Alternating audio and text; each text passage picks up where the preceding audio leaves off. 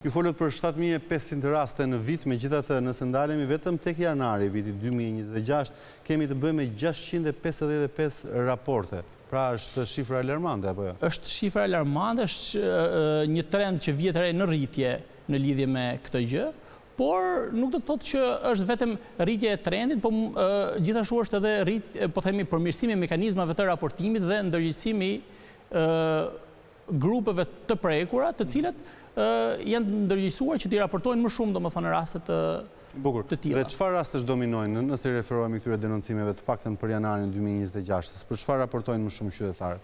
Çfarë ndodh online? Bullizimi online është ndër rastet kryesore.